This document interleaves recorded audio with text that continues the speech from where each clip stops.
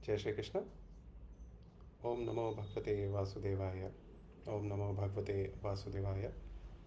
ओम नमो भगवते वासुदेवाय। जय श्री कृष्ण। आप सभी को मेरा प्रणाम। मैं पतित पावन गंगा मैया के तट से, हरिद्वार तीर्थ से, वृंदावन एस्ट्रो रेमेडीज से शरद शर्मा आज आपके लिए एक नया केस स्टडी लेके आए हैं वृंदावन एस्ट्रो रेमेडीज के थ्रू। आज हम यहाँ पे एक चार्ट आया है हमारे पास, राइट, और उसमें हमने ये देखा कि कुछ चीज़ें हैं जो हम जनरली डिस्कशन नहीं करते हैं, लेकिन जैसा कि हम हमेशा कहते हैं कि चार्ट जो होता है ना, आपका एक एक्सरे होता है, और एक्सरे से आपको क्या ही छुप सकता है, एक्सरे से तो सभी कुछ पता चल जाता है, राइट। तो यहाँ पे हम किसी को जज नहीं कर रहे हैं, but since we are doing consultation in the stream like astrology, जहाँ पे हर तरह के चार्ट्स होते हैं, तो हमारे इन 12 जो खाने होते हैं ना, इनमें बहुत सारी चीज़ें छुपी रहती हैं।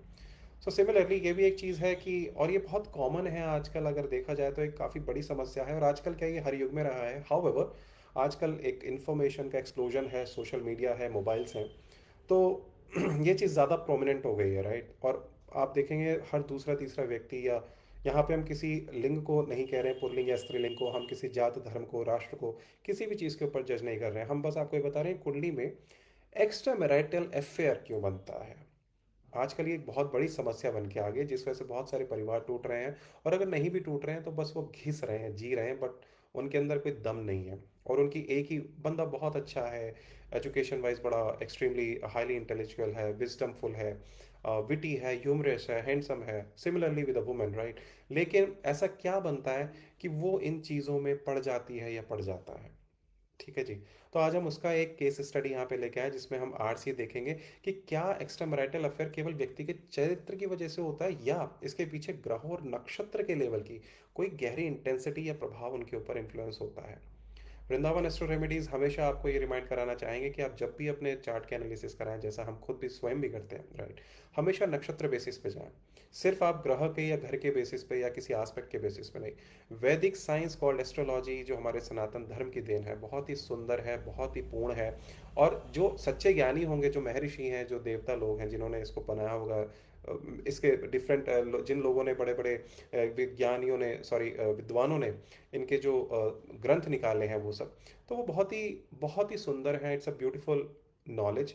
इसको हम देख करके एक रिस्क मिटिगेशन प्लान की तरह, या रिस्क मैनेजमेंट प्लान में मिटिगेशन को देखते हुए, एलिमिनेशन को देखते हुए, या अपॉर्चुनिटी को देखते हुए अपनी लाइफ को फाइन ट्यून कर सकते हैं, राइट।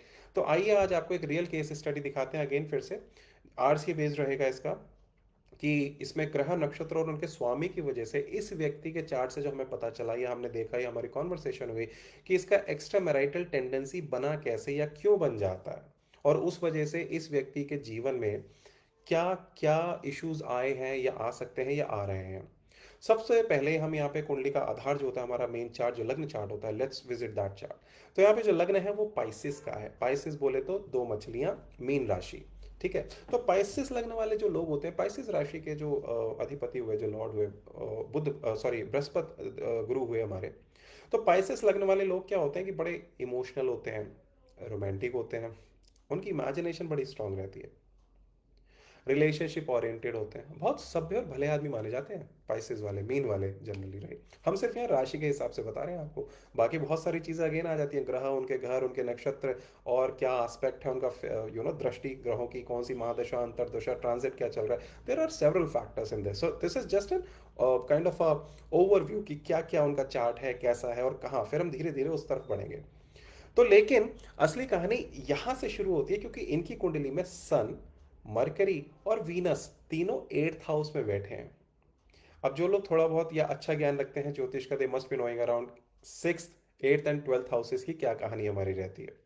अब स्टेप टू हम ये लेते हैं, हमने लग्न चार्ट में लग्न देख लिया। अब हम आते हैं 8th हाउस का क्या महत्व है यहाँ पे ना, इस पे। तो एस्ट्रोलॉजी में 8th हाउस, जैसे मैंने बताया, कि एक दुख स्थान ही माना गया, 6 8 12, है ना। आप किसी से भी बेसिक नॉलेज भी कहीं गेन करेंगे, इंटरनेट पे करेंगे, या किसी और किसी से भी करेंगे फॉर दैट मैटर, आप देखेंगे कि 6 8 12 के नाम पे हमेशा थ्योरियां चढ़ जाती हैं। सो बेसिकली 8th हाउस क्या रिप्रेजेंट करता है, एक बार ये समझ लेते हैं आगे बढ़ने से पहले। 8th हाउस आपके दिखाता है सीक्रेट्स, आपके हिडन डिजायर्स, टैबू रिलेशनशिप्स। ध्यान दीजिएगा ये, क्योंकि हमारा जो केस स्टडी है वो एक्स्ट्रा मैरिटल के ऊपर ही है। और साइकोलॉजिकल डेप्थ, ये कुछ हमने कैरेक्टरिस्टिक्स दी हैं, दो it represents several many more things about it, right. But हम यहाँ पे कन्फाइन रहेंगे थोड़ा सा, क्योंकि हम यहाँ पे रिलेशनशिप और स्पेशली एक्स्ट्रा मैरिटल के बारे में बात कर रहे हैं, मल्टीपल रिलेशंस, राइट। सो जब वीनस प्रेम और आकर्षण का ग्रह है, ध्यान देने योग्य बात है कि जब वीनस जो कि प्रेम, आकर्षण, प्लेजर, लग्जरी का जो ग्रह है वो 8th हाउस में चला गया इनके चार्ट में यहाँ पे, तो व्यक्ति के या इस जातक के जीवन में अक्सर ना इंटेंस रिलेशनशिप्स रहेंगे, सीक्रेट अटेंशंस, अट्रैक्शंस रहेंगे, राइट। कॉम्प्लिकेटेड लव लाइफ रहेगी, हमेशा ही रहेगा अधूरापन। भले ही उसकी पत्नी या उसका पति बहुत अच्छा है, बहुत सुंदर है, सब कुछ है, जो एक व्यक्ति जनरली शादी के समय या किसी लव रिलेशनशिप में देखता है, भाई फिजिकल अट्रैक्शन बहुत अच्छा है एंड देन मेंटली अच्छा है, सब कुछ है, विच इज़ फाइन, अपनी थाली पूरी भरी पूरा है, लेकिन फिर भी उसको ना एक सेटिस्फेक्शन कभी नहीं होगा उस चीज़ के लिए। तो उसकी लव लाइफ या उसकी मैरिड लाइफ हमेशा कॉम्प्लिकेटेड रहती है इस वजह से। अब उसमें हमेशा ये भी रहता है कि वो, उसको ये लगता है कि सामने वाला जो उसका पार्टनर है वो उसके लिए उतना कर ही नहीं पा रहा है। तो 8th हाउस वीनस जो होता है ना, अपने आप में एक कॉम्प्लिकेटेड कारक है कुंडली का, फॉर दैट मैटर। अब यहाँ पे सबसे बड़ा फैक्टर जो भी बाकी है वो नक्षत्र है। वृंदावन एस्ट्रो रेमेडीज अपने गुरुओं के ज्ञान से जो प्राप्ति हुई है, उसमें हम हमेशा यही कहते हैं कि कोई भी एनालिसिस कीजिए नक्षत्र बेसिस कीजिए, ग्रह और घर तो सब देख लेते हैं, नक्षत्र बेसिस पे देखिए कि उसकी करेक्टरिस्टिक क्या है। आपका फोन है आपके हाथ में इस समय, आप फेसबुक पे ही मेरा वीडियो या यूट्यूब पे देख रहे हैं, इंस्टाग्राम पे देख रहे हैं, वो फोन आपकी एक नॉर्मल कॉलिंग भी, वॉइस कॉल भी कर रहा है, आप डेटा भी ले रहे हैं, डेटा आप डुअल बैंड से ले रहे हैं, आप वाईफाई से भी ले रहे हैं, राइट। आप अपने इंटरनेट जो है अपना मोबाइल कैरियर के थ्रू भी ले रहे हैं। तो there are several communication channels, वो सारे क्लब्ड हैं किसके अंदर, आपके फोन के अंदर। Similarly, as I always say, astrology में जो भी आप प्रिडिक्शन, जो भी एनालिसिस, जो भी असेसमेंट अपने पार्ट चार्ट का कराते हैं, हमेशा इन सब चीज़ों के साथ कराइए, केवल ऊपरी ऊपरी दिखावे वाला मत कराइए। You are eventually paying the consultations as well, right. Anyway, let's proceed towards the Venus का जो नक्षत्र है। अब वीनस जो यहाँ पे इनके बैठे हैं ना, यहाँ पे वो दिखाता है विशाखा नक्षत्र। ये एक नया नक्षत्र है, अभी तक हमने जो वीडियो रिलीज करे हैं उनमें विशाखा नक्षत्र का नाम नहीं था, तो उसकी वजह से भी ये एक केस स्टडी हमारे लिए अच्छी रही है कि इसमें एक नया नक्षत्र हमारे सामने आया। अब विशाखा नक्षत्र जो आपको समझना होगा कि इसके स्वामी कौन है। जैसे राशियों के स्वामी होते हैं, सिमिलरली ग्रहों के स्वामी होते हैं, ऐसे ही नक्षत्रों के स्वामी होते हैं। नक्षत्र स्वामी यहाँ पे जुपिटर है, यानी कि गुरुदेव। जब विशाखा की नेचर अब हमको एक बार समझनी पड़ेगी कि हमने ये तो बता दिया 8th हाउस है, उसकी करेक्टरिस्टिक्स क्या है, ग्रह हमारा प्लैनेट वहां पे वीनस है, उसकी करेक्टरिस्टिक्स हमने बता दी, तो भैया नक्षत्र की करेक्टरिस्टिक्स भी हमें जाननी पड़ेंगी। Vishakha basically represents strong Dzire, ambition, passion और टारगेट ओरिएंटेड अट्रैक्शन। ध्यान दीजिएगा इस टर्मिनोलॉजी पे, टारगेट ओरिएंटेड अट्रैक्शन। अब हमने पिछले वीडियो में, अगर आपको याद हो, अगर आपने देखा हो तो, या जो ज्ञानी है इस चीज़ के एस्ट्रोलॉजी को जानते होंगे, जुपिटर इसके स्वामी होने के कारण इस व्यक्ति के अंदर ना एक प्रकार की एक्सपेंशन टेंडेंसी रहेगी, thanks to the Jupiter. Jupiter हमेशा जिस भाव में आपके बैठेंगे, या नक्षत्र भाव, नक्षत्र उस जिस ग्रह के ऊपर रूल कर रहे होंगे, वहां पे अगर जुपिटर की इन्वॉल्वमेंट हो जाती है तो एक्सपेंशन टेंडेंसी होती है उसकी। तो रिलेशन साइकोलॉजी में आप ये कह सकते हैं कि इसका अर्थ ये होता है कि व्यक्ति एक ही रिलेशनशिप से हमेशा उसमें बंधना नहीं चाहेगा, या उसके लिए बंधा रहना बड़ा मुश्किल सा हो जाता है, असंभव सा हो जाता है। उसे वैलिडेशंस चाहिए, उसको एडमायरेशंस चाहिए, उसकी ज़रूरतें बढ़ जाती है, सिंपल सी बात है। उसका ना मन और बुद्धि थोड़ा सा एक्सपैंड हो जाता है, आप ऐसे कह सकते हैं। वो मैं भी हो सकता हूँ, वो आप भी हो सकते हैं, वो कोई भी हो सकता है ना। तो इसमें अगेन मैं कह रहा हूँ कि हम यहाँ किसी को जज नहीं कर रहे हैं, बस एक चार्ट का पार्ट है। और आजकल ये टॉपिक हम, आजकल क्या, ये तो युगों युगों से रहा है, बट अगेन आजकल इंटरनेट है, सोशल मीडिया है, और हम लोग जो कंसल्टेशंस देते हैं, जैसे मेरे जैसे लोग या मेरे गुरुवर, तो सबके पास इस तरह के चार्ट्स आ जाते हैं। कोई भी आदमी परफेक्ट नहीं है, ये ध्यान रखिएगा। तो हम यहाँ किसी का मजाक नहीं उड़ा रहे हैं, बस एक आपको आर्ट से देने की कोशिश कर रहे हैं कि एक्स्ट्रा मैरिटल क्यों, कैसे डेवलप होता है, उसकी टेंडेंसीज कैसे डेवलप होती हैं। आदमी बुरा नहीं होता है, राइट। सो स्टेप 4, अब आते हैं मन का कारक, मून। मून क्या है, मन का कारक। अब मून का नक्षत्र देख लेते हैं इनके चार्ट में। मून बैठा है इनका अगेन स्कॉर्पियो साइन में। देखिए क्या बढ़िया कॉम्बिनेशन है कि वीनस जो प्लेजर का कारक है, राइट, सेक्स का कारक है, वो साथ में मून के बैठा है।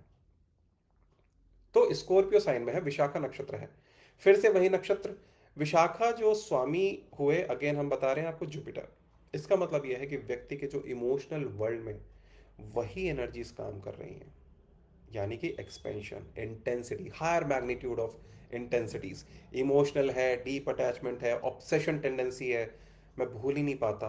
मेरे पास प्रश्न ही यही आता आया था कि इनके मल्टीपल अफेयर्स हैं और ये भूल ही नहीं पाते हैं किसी को। प्रॉब्लम ही इनकी सबसे सबसे बड़ी यही है। और उस वजह से इनके घर परिवार में या और भी सारी रिलेशनशिप्स में सब जगह कॉम्प्लिकेशंस मचे हुए हैं। तो स्कॉर्पियो मून खुद ही रिलेशनशिप को ना बहुत ही एक्सट्रीम तरीके से जीता है, क्योंकि वो जुपिटर उसका वहां पे वो आ गया, तो एक्सपेंशन हो गया, हर चीज अत्यंत की अति हो गई वहां पे ना, हर चीज की अति है। अब जब विशाखा वहां पे आ गया तो ऐसा व्यक्ति क्या करेगा? Intense attraction, emotional craving, attention की जरूरत। उसको एक्चुअल में जरूरत नहीं है, पर जैसे शुगर या डायबिटिक्स वाले होते हैं ना, उनको स्पाइक्स होती हैं, उनको खाने की जरूरत नहीं है, बॉडी को नहीं चाहिए, लेकिन उनको स्पाइक्स होगा, मुझे खाने का मन है, बहुत बहुत सारा खा जाएंगे। ऐसे व्यक्ति को समझ नहीं आता बेसिकली कि उसकी, आप कहेंगे कि उसकी परसेंटेज ऑफ सेटिस्फेक्शन है क्या, एक दो तीन चार दस कितने चाहिए उसको, उसे ही समझ नहीं आता। अब चलते हैं एक बहुत ही शानदार जो हमारा ग्रह होता है, जो इस चीज को एक कैटलिस्ट की तरह बना देता है, मार्स। मार्स भी साहब यहाँ पे बैठे हैं ऑफ कोर्स, राइट। अब उनका नक्षत्र देख लेते हैं, अब आते हैं मार्स पे। तो मार्स बैठे हैं अश्लेषा नक्षत्र में। अश्लेषा नक्षत्र हमारा मरकरी रूल्ड है। तो वहां पे जो नक्षत्र की एनर्जी है बहुत ही फैसिनेटिंग है। अश्लेषा देता है हिप्नोटिक पर्सनालिटी, तो ये जो भी है बड़ी हैंडसम है, एडमायर किए जाते हैं, seductive influence, psychological bonding. They are really good at that. Trust me when I say this thing. They are very very good at that. इनके साथ साइकोलॉजिकल बॉन्डिंग इतनी स्ट्रांग हो जाती है बंदे की या बंदी की, ऐसे व्यक्ति के साथ, कि दूसरा बंदा या बंदी भी ना भूल नहीं पाता इनको। ऐसा नहीं है यही ऐसे हैं, है ना, सामने वाला भी इनको भूल नहीं पाता आराम से। और एक मैग्नेटिक अट्रैक्शन, कैरिज्मा, वो चीज़ बड़ी ज़बरदस्त है इन लोग में। अब मरकरी इसका स्वामी होने से यहाँ के साइकोलॉजिकल और माइंड गेम्स भी जुड़ जाते हैं, कम्युनिकेशंस तो है ही है। इसका अर्थ ये है कि इमोशनली कॉम्प्लेक्स रिलेशनशिप्स की तरफ ये व्यक्ति अननेसेसरली ना चाहते हुए भी अट्रैक्ट होता है। साइकोलॉजिकल कनेक्शन से उससे बहुत बहुत आकर्षित करते हैं ऐसे लोगों को, राइट। अब हम देखते हैं कि इन तीनों एनर्जीज को जब हम जोड़ते हैं तो इस चार्ट में हम देखते हैं तीन एनर्जीज काम कर रही हैं। पहले तो वीनस विशाखा जुपिटर नक्षत्र हो गया, पैशन और एक्सपेंशन हो गया। मून अगेन विशाखा और नक्षत्र हो गया, मन हो गया, इमोशनल क्रेविंग हो गई, उसकी इंटेंसिटी बहुत हाई हो गई, हमेशा भूखा ही रहता है वो इमोशंस के लिए। मार्स साथ में आ गया उसके, तो अश्लेषा मरकरी, सिडक्टिव इंटेंसिटी। जब ये तीनों एनर्जीज एक साथ इस व्यक्ति के जीवन में इस समय आ गई हैं या हैं उसकी कुंडली में, तो इनका इंटेंस रोमांटिक रिलेशनशिप्स बनते हैं। ये इमोशनली इतने कॉम्प्लिकेटेड और कॉम्प्लेक्स वाले रिलेशनशिप्स इनके बिल्ड हो जाते हैं, क्योंकि इनका अट्रैक्शन और वो जो इनके सामने जो आती है या आता है बंदा या बंदी, वो भी उतना ही अट्रैक्ट हो जाता है इनकी तरफ। तो प्रॉब्लम वन साइडेड नहीं है, प्रॉब्लम दोनों तरफ से है। So it's a two way communication. ऐसा नहीं है कि आपका मोबाइल ही रिसीव कर रहा है, वो सेंड भी कर रहा है, तभी उसको रिसेप्शन भी हो रहा है ना, ट्रांसमिशन है तभी रिसेप्शन होगा उसका। तो टी एक्स आर एक्स दोनों सेम उस पर चल रहे हैं एनर्जीज पे। लेकिन हम आगे बात करेंगे कि फंसते कैसे हैं ये। अब इसमें नवांश एक बार देख लेते हैं। चलिए, ये तो हमने ना जो बेस उनका था बाहर का D1 उसका एनालिसिस कर लिया।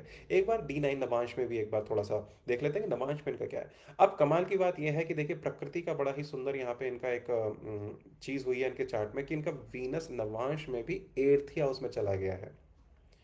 जो लोग थोड़ा बहुत भी ज्ञान रखते हैं, बहुत अच्छा ज्ञान रखते हैं, तो आप उनके लिए भी, उनको तो पता ही है, जो नहीं रखते हैं उनके लिए भी यह है कि देखिए जो D1 होता है ना, वो आपकी ऊपरी एक तरह से अपियरेंस होता है, लेकिन नवांश क्या है, वो उसका एक तरह से अंदर का अपियरेंस है। बंदा कितना फिट है, बाहर से तो दिख रहा है बहुत बढ़िया सब कुछ है, फिट है, स्ट्रांग है, खूबसूरत है, लेकिन अंदर से उसको कोलेस्ट्रॉल है, लीवर डैमेज है, किडनी की प्रॉब्लम है। तो नवांश आपको बताएगा बेसिकली अंदर की कितनी पावर है उसके अंदर, कोर कैसा है उस व्यक्ति का। तो एस्ट्रोलॉजी में ये संकेत यहाँ पे मिलता है जब नवांश वीनस 8th हाउस में चला जाता है कि भैया मैरिज लाइफ में इमोशनल डिससेटिस्फेक्शन रहना ही रहना है इस व्यक्ति के, इंटीमेसी चैलेंजेस रहेंगे, attraction outside outside the marriage, जो उसका खुद का मैरिज है, हमेशा बनते ही रहेंगे। ऐसा नहीं है कि अफेयर हमेशा भाई बने बनाए रखे रहेंगे कि वो गए एक्स से मैरिज हुई थी तो वाई का अफेयर आया तो वाई से जुड़ गए, जेड से जुड़ गए, राइट, ए बी से जुड़ गए, ऐसा नहीं है। बट इनकी पॉसिबिलिटी अत्यधिक बढ़ जाती है।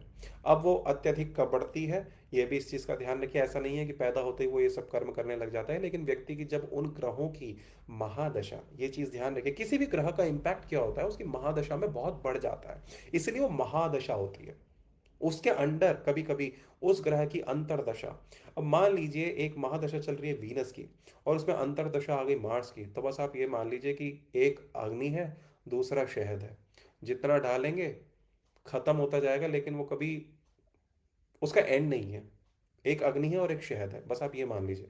जिन लोगों का वीनस और मार्स एक साथ चार्ट में होता है, ये तो हम महादशा की बात कर रहे थे, बट वैसे भी जिनका वीनस और मार्स चार्ट में एक साथ होता है, उनके लिए बड़ा चैलेंजिंग होता है। वो ना चाहते हुए भी उनकी तरफ इतने अट्रैक्शंस आते हैं, इतने लोग लड़का लड़की या जो भी अट्रैक्ट होते हैं, कि उनके लिए बड़ा मुश्किल हो जाता है इस चीज़ को संभालना। तो व्यक्ति अगर ना भी चाह रहा हो ना, तो भी उस खड्डे में गिरेगा।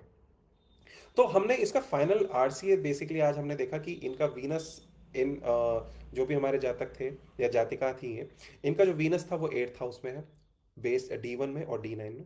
विशाखा नक्षत्र इन्फ्लुएंस है इनकी कुंडली में। स्कॉर्पियो का मून था। अश्लेषा में मार्स बैठे हैं। नवांश में वीनस अगेन 8th में बैठे हैं। तो ये पांचों फैक्टर मिला के इनकी रिलेशनशिप को बहुत ही इंटेंस, बहुत ही कॉम्प्लिकेटेड, एक्सट्रीमली कॉम्प्लिकेटेड और इमोशनली डिमांडिंग बना देते हैं। लेकिन मुझे ऐसा लगता है कई बार ना कि अगर ऐसा व्यक्ति कॉन्शियस में नहीं है, तो कभी कभी वो एनर्जी ना एक्स्ट्रा मैरिटल अट्रैक्शन से भी बदल सकता है। तो सबसे महत्वपूर्ण देखिए सत्य यह है कि एस्ट्रोलॉजी कभी भी ये नहीं कहती कि कुंडली में ये योग है इसलिए व्यक्ति ऐसा होगा। इस चीज का आप ध्यान रखिए। हम स्टार्टिंग ऑफ द वीडियो से भी ये कह रहे हैं कि हम इसको जज नहीं कर रहे हैं। हम ये नहीं बता रहे हैं वो कैसे हैं, क्या नहीं कर रहे हैं, ये केवल आपको टेंडेंसीज दिखा रहे हैं, राइट। और बहुत सारी चीजें आदमी की बदलती हैं। Environment factors as one of the main factors. हो सकता है कि वो एक मंदिर प्रांगण में रहने वाला या रहने वाली व्यक्ति या स्त्री हो, पुरुष हो या स्त्री, तो वहां तो उसकी टेंडेंसीज बहुत कम हो जाएंगी, ऐसी दब जाएंगी। चाहे वो आप वर्शिप का इम्पैक्ट कहिए, प्रेयर्स का कहिए, चैंटिंग का कहिए, या उसके एनवायरमेंट फैक्टर्स, है ना। तो ऐसा नहीं है कि वो व्यक्ति जहां भी होगा वो वैसे ही हरकत या कर्म करेगा। हाउएवर उसकी जो टेंडेंसीज है, उसकी जो प्रोबेबिलिटीज है, दे ड्रास्टिकली इंक्रीज। उसका मैग्नीट्यूड जब उसको एक्सपोजर मिल जाएगा वो बड़ा हाई हो जाएगा। या उस ग्रह की महादशा में जो इन चीजों के कारक हैं, उस ग्रह की महादशा में, अंतरदशा में, या उनकी जब ट्रांजिट उसको इम्पैक्ट करेगी, तो उसका ये चीजें बड़ा इम्पैक्ट होगा। तो देखिए अंतिम निर्णय हमेशा उस व्यक्ति के पास होता है, क्योंकि झेलने वाला भी वही है और आनंद उठाने वाला भी वही है। आनंद उसे देखना है कि काम मोह माया कर्म क्रोध कहाँ से उठाना है या कहाँ पे, सब ये सारी जलने वाली चीजें हैं। सिर्फ खत्म करते हैं हम अपने आप को। तो आप एक ड्यूटी करिए अपने, आपकी शादी हुई है उस इंस्टीट्यूट, उस इंस्टीट्यूट में रहिए, राइट। आप सेल्फ डिसिप्लिन रहिए, अपनी वैल्यूज रखिए, जो इंस्टीट्यूशन की एक रिस्पेक्ट है उसको बनाए रखिए। क्योंकि सिर्फ आप ही नहीं है इस व्यक्ति की, ऐसे व्यक्ति की वजह से उसकी पत्नी या उसके पति, उसके बच्चों, उसके फाइनेंशियल, इमोशनल, मेंटल, फिजिकल, हर तरह के टर्मोइल्स होते हैं। जो उसके कलीग्स होते हैं वो हो सकता है या तो उसमें बहुत इंटरेस्टेड हो जाती हैं या हो जाते हैं, या फिर वो उससे बच जाते हैं, या उसके पीछे पीठ पीछे जिसे कहते हैं कि बातें होनी शुरू हो जाती हैं। तो देखिए एस्ट्रोलॉजी का उद्देश्य यहाँ किसी को जज करना नहीं है, सदा यही तो एक्सरे है।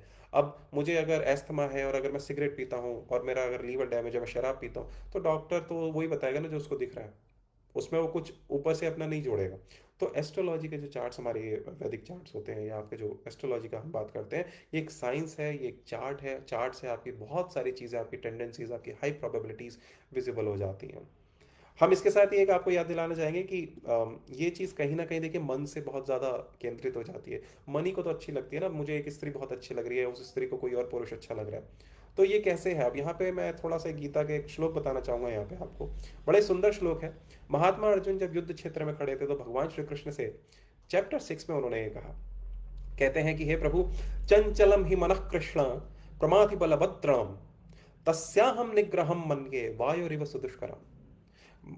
इसका मतलब ये है, हिंदी में समझ लेते हैं कि हे कृष्ण, जो महात्मा अर्जुन है, जो योद्धा अर्जुन है, सोचिए, जो best of the best warriors हैं और साक्षात भगवान के स्वरूप है, वो धनंजय है। श्री विष्णु सहस्त्र नाम में भगवान विष्णु का एक नाम धनंजय हुआ, अगर आपने कभी पढ़ा या आप जानते हैं तो वो कहते हैं कि हे कृष्ण, मन अत्यंत चंचल, उग्र, बलवान और हठी है। इसे नियंत्रित करना तो मुझे लगता है जैसे हवा को ही रोकने लायक जैसा काम है। तो मतलब it's very complicated, very tough task, rather हो ही नहीं सकती काइंड ऑफ अ टास्क। तो मन को काबू करना इट्स ऑलमोस्ट इम्पॉसिबल। लेकिन अब जो भगवान कहते हैं, महात्मा अर्जुन, योद्धा अर्जुन ने तो मान ही लिया, हम सबको भी अपनी डेली लाइफ में मानना चाहिए। भगवान ने क्या कहा, श्लोक है गीता जी का चैप्टर 6 35 श्लोक, असंशयम महाबाहो मनो दुर्निग्रहम चलम अभ्यासेन तो कौन्तेय वैराग्येण च गृह्यते। हे महाबाहो अर्जुन, निसंदेह मन को नियंत्रित करना कठिन है, परंतु इन दो चीज़ों से मन को नियंत्रित किया जा सकता है, वश में किया जा सकता है। कैसे? पहला अभ्यास, which is practice, training. Train your mind, train your conscious, train your soul about that. मुझे नहीं करना है, इससे मेरी पत्नी मेरा पति इंपैक्ट होता है, मेरी रिलेशनशिप इंपैक्ट होती हैं, मेरे कलीग्स, मेरा ऑफिस का वर्क कल्चर इंपैक्ट होता है, लोग मेरे से डरते हैं, या अननेसेसरी मैं नेगेटिव एनर्जीज अपने पास ला रहा हूँ, मैं दूसरों की लाइफ से कर्मा अटैच कर रहा हूँ। अरे वैसे भी जो आप देखिए, डॉक्टर हो गए, वकील हो गए, पंडित जी, ज्योतिष हो गए, तो इनके पास मोस्टली प्रॉब्लम वाली तो लोग आते हैं, है ना? तो क्यों एक नया कर्मा अटेन करना है, क्यों अटैच करना है किसी के साथ, फॉर दैट मैटर, ऐसा करना। दूसरा, भगवान ऐसी आज्ञा देते हैं कि पहला तो अभ्यास, दूसरा वैराग्य, डिटैचमेंट। तो जैसे अभ्यास क्या है? आप चैंटिंग करें, आप ऐसे एनवायरनमेंट से थोड़ा सा अपने आप को just ignore such things, refrain from doing any such things. मंत्र की आप एकाग्रता करें, जप करें, मेडिटेशन करें, योगा करें। आप डाइग्रेस योर एनर्जी, जैसे कहते हैं ना छोटे बच्चों में बहुत एनर्जी होती है तो उनकी एनर्जी को चैनलाइज किया जाता है। सिमिलरली सेक्स भी एक एनर्जी है, उसको चैनलाइज करिए। अगर आपको पता है आपके साथ ये इश्यूज हैं, आपकी टेंडेंसीज इतनी हाई हैं, या आपको ऐसा लगता है, अभ्यास कीजिए, आप योग की तरफ मुड़िए, भगवान की तरफ मुख कीजिए, वैसी मुक्ति हो जाती है भगवान की तरफ मुड़ के। वैराग्य, सेकंड थिंग। अब वैराग्य ऐसा तो है नहीं कि हम हिमालय पे जाएं और तपस्या करने लग जाएं, वही वैराग्य, या परिवार छोड़ दें। इच्छाओं पे नियंत्रण वैराग्य है, आसक्ति कम करना वैराग्य है, परिणाम से अलग रहना वैराग्य है। तो धीरे धीरे मन आपका स्थिर हो जाएगा। हरिकेन्स आएंगे, पर उनकी मैग्नीट्यूड, जो उनकी इंटेंसिटी है, वो बहुत लो हो जाएगी। तो इसी के साथ आप हमारे साथ जुड़े रहिए। आपके साथ एक बार फिर से एक नई आरसी लेके आएंगे, एक नया इवेंट लेके आएंगे। बहुत सारे चार्ट्स आते हैं, हमें लगा ये बहुत ही एक इंटरेस्टिंग चार्ट है, क्योंकि ये बहुत ही आज समाज में एक ऐसी चीज़ है जो हर दूसरे तीसरे घर में, एप्लीकेशंस पे, सोशल मीडियाज पे, व्हाट्सएप पे, हर जगह प्रिवेल कर रही है। So let's try to be conscious about our self. जीवन का सिर्फ यही ध्येय नहीं है। अगर आपसे जीवन में ऐसी कोई चीज़ें हुई हैं, मैं उनको गलतियां नहीं कहूँगा, ठीक है, आपका कर्म था, आपने कर दिया, लेकिन अब सुधर जाइए। अब आप कंट्रोल कीजिए उन चीज़ों को, भगवान की शरण लीजिए, अपने आसपास अच्छा वातावरण बनाइए। ऐसी अपॉर्चुनिटीज़ जो आपके लिए अपॉर्चुनिटीज़ हैं, वो रिस्क है बेसिकली, उन्हें एलिमिनेट कर दीजिए। एलिमिनेट नहीं होता तो मिटिगेट कीजिए, चैनलाइज योर एनर्जीज। इसके साथ ही मैं आप सबका बहुत बहुत धन्यवाद दूंगा कि आप बहुत ही अप्रिशिएट कर रहे हैं, वीडियोस को शेयर कर रहे हैं। मेरे पास कंसल्टेशन के लिए बहुत सारे ऐसे चीज़ें आ रही हैं, बहुत इंटेंस और कॉन्फिडेंशियल चीज़ें हैं। तो आप हमेशा निश्चिंत रहिए कि वृंदावन एस्ट्रो रेमेडीज़ में आपको नक्षत्र बेस्ड बेस्ट आरसी एनालिसिस मिलती है। और सबसे बड़ी बात है, अपने आप को भगवान को सरेंडर करिए, है ना? भगवान को सरेंडर करेंगे तो आपके कर्म खुद ही सत्व हो जाए, सात्विक हो जाएंगे, और आपके जो आने वाले कर्म है खुद ही शुद्धिकरण की तरफ बढ़ेंगे। भगवान का जप करिए, जप करिए, जप करिए और जप करिए। इसी के साथ वृंदावन एस्ट्रो रेमेडी से मैं शरद शर्मा आपसे इजाज़त चाहता हूँ। बहुत बहुत धन्यवाद। Thank you so very much. We will meet soon in the next video of next some new case study with RCM. Good luck. जय जगन्नाथ, जय श्री कृष्णा, राधे राधे।